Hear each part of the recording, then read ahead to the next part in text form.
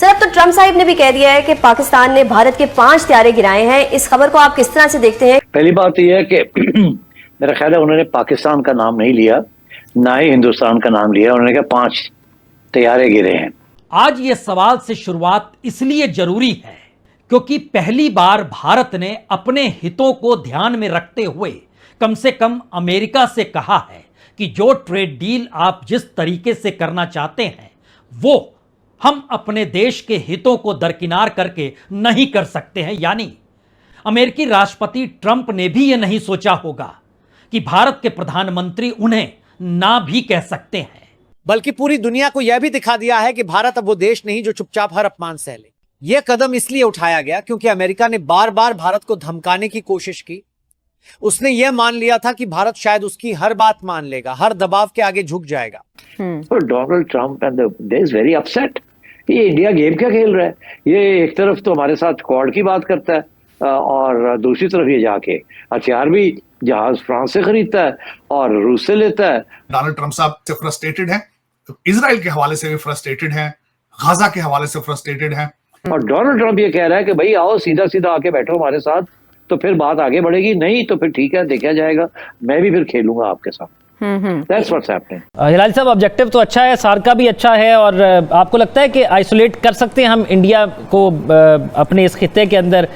तो दोस्तों, अब यह बात बिल्कुल क्लियर हो गई है और साफ साफ आईने की तरह कि डोनाल्ड ट्रंप इस समय भारत से यानी मोदी गवर्नमेंट से काफ़ी खफा हैं, और इस हद तक खफा हैं कि जो अभी तक सिर्फ सीज फायर की बात कर रहे थे, उन्होंने यहाँ तक कह दिया कि भारत और पाकिस्तान युद्ध के बीच में 5 फाइटर जेट गिरे थे। अब भला सोचिए, अमेरिका के राष्ट्रपति डोनाल्ड ट्रंप को यह कहने की क्या जरूरत थी कि 5 जेट गिरे थे, लेकिन हकीकत में यहाँ पे यह बात मैटर नहीं करती कि 5 जेट भारत के गिरे थे भी या नहीं थे।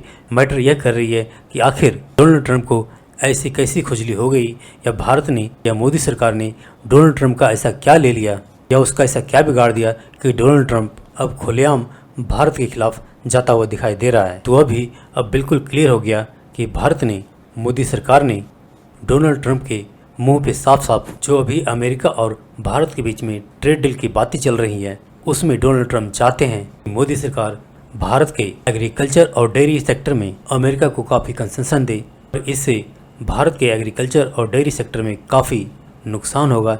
इसलिए मोदी सरकार ने ट्रंप के इस डील को साफ साफ ना कह दिया है, जिसके बाद से ही डोनाल्ड ट्रंप जो भारत को प्रेशर में लाने के लिए सीज फायर या पाकिस्तानियों की तारीफ कर रहे थे, अब उन्होंने सीधे सीधे फाइटर जेट पे बयान दे करके ऑब्वियस है कि मोदी सरकार को और प्रेशर में लाना चाहती है।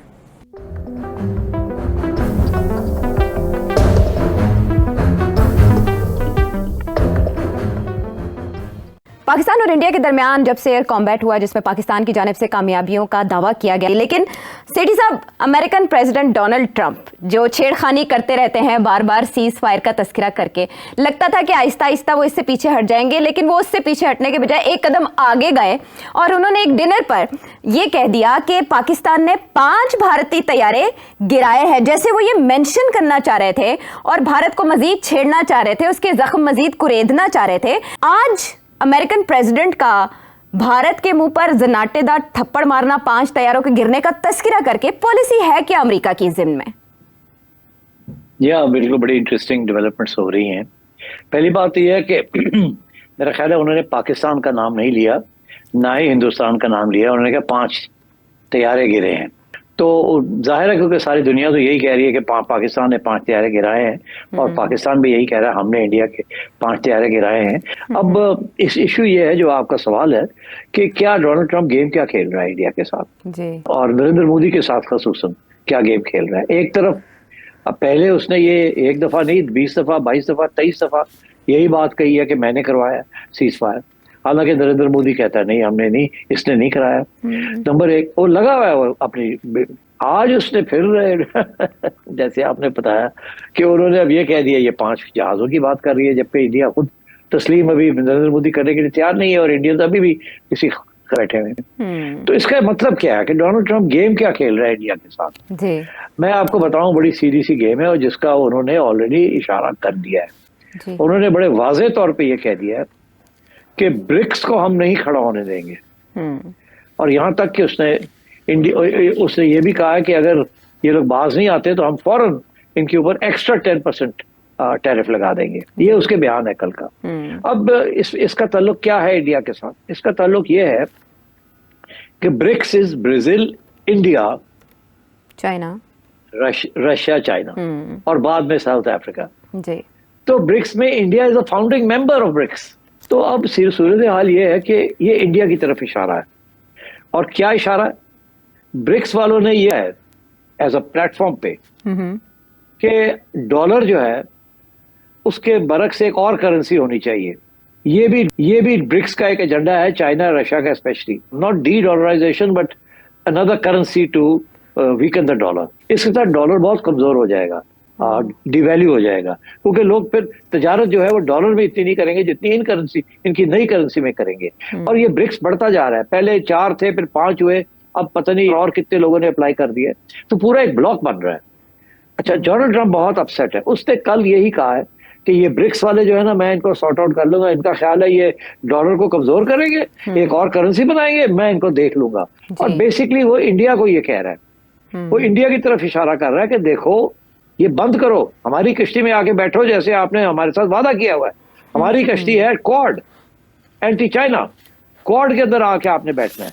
आप तो ब्रिक्स में भी बैठ गए हैं, आप SCO में भी जाके बैठ गए हैं, आप RIC में भी बैठ गए हैं जाके। ये सारी जो है दे साउथ ग्लोबल साउथ इंस्टीट्यूशंस।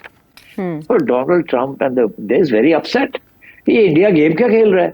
ये एक तरफ तो हमारे साथ क्वाड की बात करता है और दूसरी तरफ ये जाके हथियार भी जहाज फ्रांस से खरीदता है और रूस से लेता है, और उधर चाइना के जो प्लेटफॉर्म्स हैं वहां जाके ये बैठ रहा है। ये कर क्या रहा है? तो Donald Trump is actually criticising India कि भाई तुम फैसला करो, तुम हमारे साथ हो या हमारे खिलाफ हो। मगर इंडिया की जो एक तारीखी पोजीशन रही है वो यही रही है कि रूस के करीब रहा है और किसी एक ब्लॉक में नहीं गया। अब उसके लिए प्रॉब्लम आ गई। अब वो जबरदस्ती उसको खींचा जा रहा है इन दी अदर ब्लॉक, जिसके अंदर ईरान भी है, टर्की भी है, वगैरह वगैरह। और इंडिया जो है इज इन डिफिकल्ट सिचुएशन। और ये डोनाल्ड ट्रंप उसको खींच रहा है कि आप वापस आओ क्वाड के अंदर, इनको छोड़ो। और इंडिया जो है वो उसको वो खींच रहे हैं। पहले वो SCO में है और ब्रिक्स में, अब वो RIC में, जैसे मैंने कल बात की कि रशिया, इंडिया, चाइना, वो ग्रुप को एक्टिवेट करना चाह रहे हैं, रशिया और चाइना।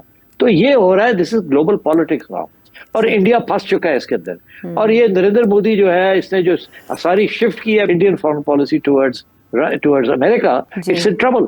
और डोनाल्ड ट्रंप ये कह रहा है कि भाई आओ सीधा सीधा आके बैठो हमारे साथ, तो फिर बात आगे बढ़ेगी। नहीं तो फिर ठीक है, देखा जाएगा, मैं भी फिर खेलूंगा आपके साथ। That's what's happening. हिलाल साहब, ऑब्जेक्टिव तो अच्छा है, सार का भी अच्छा है, और आपको लगता है कि आइसोलेट कर सकते हैं हम इंडिया को अपने इस खित्ते के अंदर, या नज़रअंदाज कर सकते हैं? क्योंकि एक इम्पॉर्टेंट कनेक्टिविटी है, वो भी बड़ा मुल्क है, बड़ी मईशत है।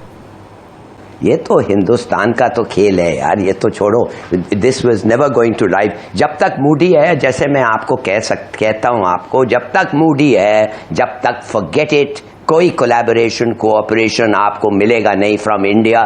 Just accept that is a taken fact, and उसके बाद मेरे ख्याल में फर्दर डिबेट इज पॉइंटलेस।